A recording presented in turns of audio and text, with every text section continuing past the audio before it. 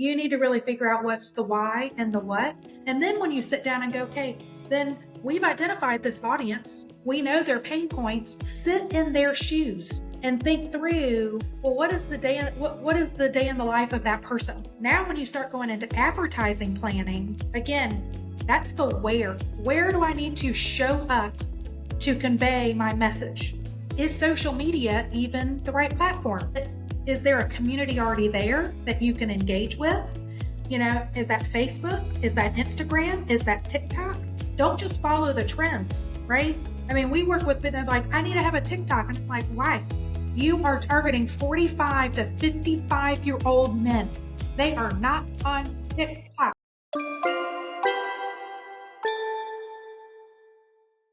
Welcome to the Ecommerce Marketing Podcast, the highly rated digital marketing podcast that provides weekly digital marketing tips and strategies from some of the world's top digital marketers and e-commerce entrepreneurs that will help you take your digital marketing to the next level. Sit back and enjoy this power-packed episode hosted by Arlen Robinson, who is an e-commerce entrepreneur and digital marketing expert with over 20 years of experience. Hey, e-commerce marketing podcast listener. Are you looking to increase traffic and sales to your website? You can do this by launching your own affiliate program.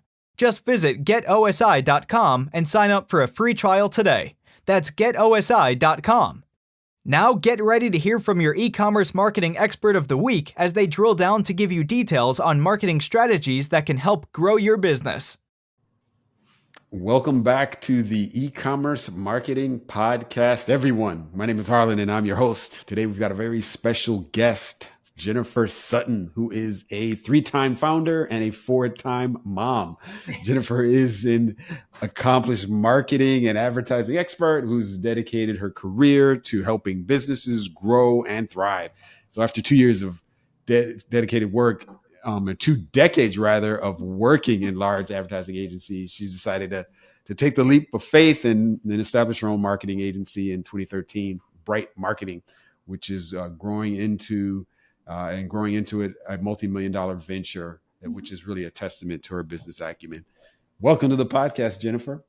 Thanks, Arlen. I'm excited to be here and talking to a fellow marketer that's been around for a few decades. So it's nice to see you and meet you, and I'm excited about the conversation.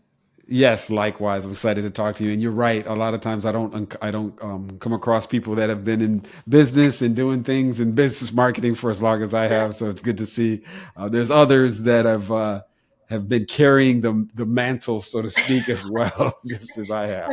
We've seen it. We've seen it all. We've seen it all.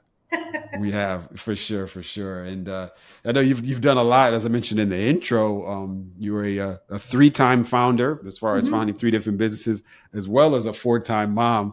I mean, with me, I don't have any kids, and I've been running this business for 25 years. I couldn't possibly, yes, exactly. I couldn't possibly imagine doing that and then raising 4 kids. So hats off to you for doing that. It is. There is no work-life balance. It's just about finding balance in the imbalance. Exactly. Yeah. And, when you found a company, it is like birthing a child. It is. I feel like we have more like 7 children. Yes, exactly. I can definitely see that. And I think the same way. The business really is almost like a child. You birth it from the conception, your idea, to infancy. And then, at this point, our business, as I mentioned, we're 24 years old. So the child is out of the house, but, there's still some... You still got to nurture it. Yeah, you still got to nurture it. Right. Sometimes we do get those calls. Exactly. We get those late night calls with different issues that we have to tend to. Right. And so it's you always will be tied to your kids and to your business, no matter how long you've been in business. There's always a lot of stuff to do. It is. Today I'm really just excited to talk to you about I really want to pick your brain specifically about different trends that you've seen, marketing trends and different tactics. And because of course you've been in business for so long, how things have evolved over the years. And, if there's any, lessons learned across your journey that really stand out in your mind? Goodness, where to begin? So, a little nugget of information of, when I grew up in the agency space, I came up through the media and Okay. research. So, those departments, those divisions. So, data has been my friend since I Hmm. started. I was one of the first digital media buyers in the country. There was only like a handful of us back in 1999 Hmm. before, and we were helped shape the IAB, the Internet Okay. Advertising Bureau, and our sets of standards for digital ads. Wow. So, like I said, I've seen it evolve. Our tools have gotten better to be able to buy faster, to buy more efficiently. Data is right, attribution and attribution data is right at our fingertips versus we had to build a lot of that. We had to do a lot of stuff manually. Um, but I'll tell you what we've seen in the last probably 5 years, 10 years, we started seeing it, but especially the last 5 years, I Hmm. think the industry has become really muddied with, Okay. um, and I'm looking at it from the perspective of business through their Yes. lens. Of if I'm a chief marketing officer or a director of marketing, or maybe even a business like a CEO that is still very much involved in marketing and sales, Hmm. it's really difficult for those folks to navigate the landscape of agencies. Hmm. Back in the day, there was agencies, there were marketing firms, there were ad agencies, we were full service. Yeah. Um, the 2008 recession kind of exploded the fragmentation of the industry. Hmm. Yes, you had web companies, you had social, but that exploded the fragmentation. And we started seeing that trend of full service was still needed, but then people were going, well, I need a web company, I need a social media company, I need an events Hmm. company, I need a PR firm. Right. And then that's just exploded and fragmented, I think, over the last decade of, no, I need a social media, but I need a content agency. I need an advertising agency, but I need an SEO company. And Yes. so it's even gotten more fragmented. And what we've seen, from through the lens of the person in charge of marketing, the business, it's really hard to navigate our landscape of who really knows what they're doing. Right. Um, oh, I've heard I need SEO, so therefore I'm going to jump on this bandwagon of SEO, Hmm. but they haven't figured out the discipline or don't really have good guidance on, is that really where that company should spend the time, Yes. money, and resources that they have, or time, money, and energy they've got to Hmm. generate revenue? I mean, all businesses usually have three ultimate objectives. I mean, you can tie back a lot of micro objectives to these Right. three macros of, I need to generate more sales. Hmm. I need revenue and, overall, or it's, I need more customers. So I need to widen my funnel. Or I need, I was like more customers or retain more customers, retention, Hmm. or I need to improve my margins. Right. So I've Yeah. got a great customer base, but man, my margins are razor thin. How do I then work on my operations, my processes, maybe my supply chain and vendor Hmm. negotiations to Yeah. reduce my cost so I can have a lot better margin? I mean, Yeah. when you think of employee retention and recruitment, it's all because of they've got to either retain sales or get sales or Hmm. reduce margins of some sort. And Yeah, for sure. I don't think enough agencies are equipped to have those conversations Hmm. with business owners or chief marketers or whoever's in charge. And it becomes this, well, I'm selling you, SEO versus, and let's just hope that it generates something without Yes. really helping that business move Hmm. forward.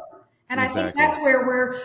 that's what we're seeing in the last couple of years, where we're being brought in to businesses to either fix like bad marketing, Hmm.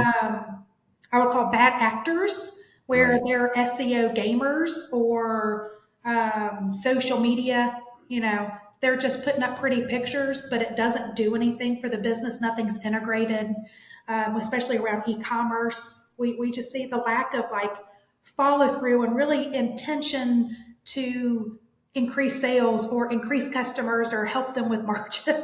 Yeah. I definitely see that. And I think what you're going back to what you mentioned about all of this being attributed to just the fragmentation where you're having all of these, it's like you said, decades ago, there was none of these individual kind of boutique type marketing shops. Everything was full service. You would go to one marketing agency. They pretty much would do everything, and they would really have to understand the whole scope of your business, your industry, all of the competitors that are in your space, and they could properly navigate where you need to go. But now with the fragmentation, you say you have these SEO companies, social media companies, they're, and you can't blame them. They're all trying to make a buck. They try to survive. And so they're going to sell you their services regardless if you need it or not. And they're not looking at your big picture per se. They just know. They're going, hey, that's your job to tell me if I'm doing a good job.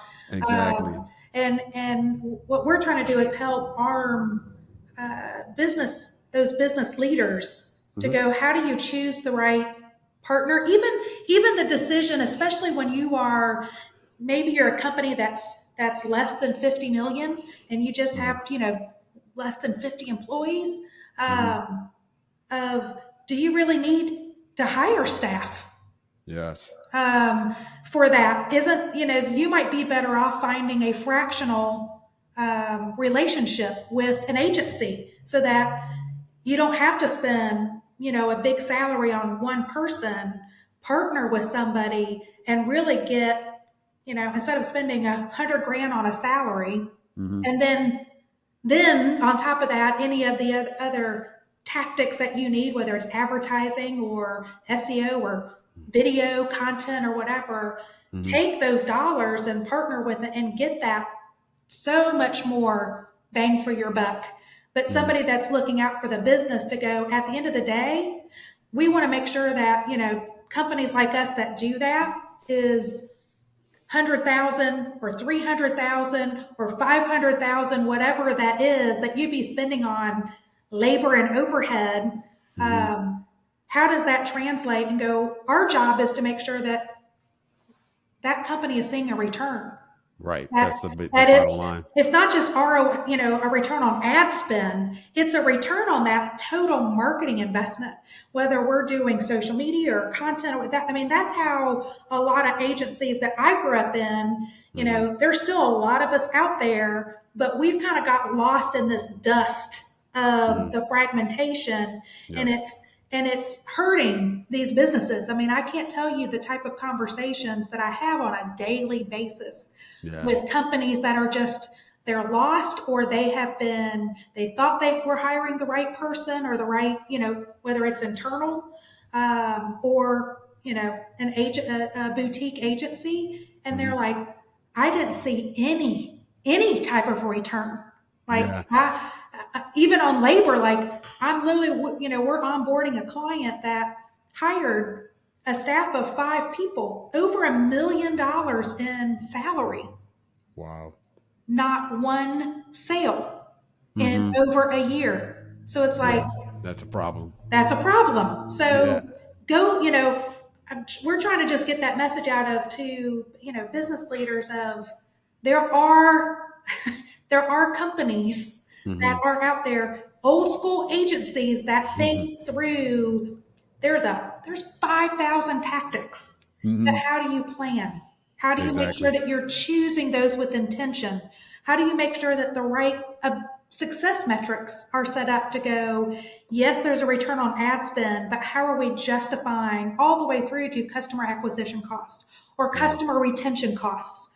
Or employee recruitment and retention cost, whatever those things are, there needs to be that justification of that time, money, and energy spent for those initiatives. Yeah, for sure. It's interesting. I think a lot of this fragmentation is also attributed to these marketing, I guess, SaaS companies that are the self-service model where you can just go in there, create an account, create a free account, paid plan, whatever. And just in a few minutes, you can pay for some ads, or for Right. the But it's like, but if Facebook you don't have ads, a the social plan, media ads. Yeah, it doesn't. You're yeah, just throwing money you're away just in a throwing way. money. And that's what we see too of like, companies that come on board. A lot of them go, oh, I need to have better advertising, or can Right. you negotiate better? I need a better return on ad spend. Hmm. We're, the people we've worked with aren't really hitting the numbers. Or what we find is we've got great return on ad spend, but it's off the wrong KPI. It's Hmm. off return on ad spend, not on sales. It's just Hmm. on click conversions. And I'm Yeah. like, oh my goodness, come on. But Right. then we start getting into it, and it's you guys are over, you don't have an advertising problem. You really have a marketing sales, like your scripts are off. Your Hmm. salespeople can't close, or we've got something wrong in our cart, right? There's something like if it's an e-commerce program, we've got too many layers. Right. How do we reduce that? And Right. or is it a branding problem of people don't know we don't know our why, we don't Hmm. know our Yeah. what, Yeah. and we're not connecting. Like Very, we're basically selling the competitors. very, very true. I would say, for, let's say, an e-commerce brand that's listening, that may be doing all of this stuff. They've got all these different accounts. They're trying to put their hands in these different marketing systems and trying to navigate these Mhm. waters on their own, because they're small. Maybe they're a startup, or That's they've right. been in business for, let's say, a year or less, and they're like, yeah, this sounds good, but I can't afford a marketing agency. What would you suggest for a brand like that that's saying, yeah, no, I can't really afford an agency right now, and I'm just treading water here. I Yeah. don't really know what to do with these solutions. I've heard that I need to get a TikTok page. I heard I need to do that. I heard I Yeah. need some Facebook ads. What would you say would be the So best I advice would for them? say for those, make sure you take time to plan for Okay. what your brand is. Like, and I'm not talking, this isn't 3 months, 6 months. This is take a day, or not even a day, take a couple of hours Hmm. and think, what's my why? What's the impact I want to have? What's my what message? Hmm. What pain point am I solving? Like, and then who am I solving it for? And really understand your brand from that, through that lens Hmm. of, hey, I've got this product, or I've got this service, this solution. Really dig deep to go, what am I solving?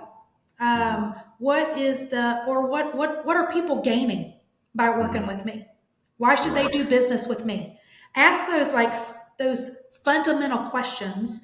What is my strength then? And then start aligning of, this is my strength, and then this is the wants and needs of those audiences, those, like, I'm solving those pains.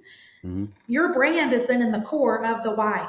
Like, how do Okay. you do that? And then center your messaging around that, Hmm. not your features and benefits and all the gobbledygook. Nobody wants to hear that. That's not going to connect with anybody. Hmm. You need to really figure out what's the why and the what. And then when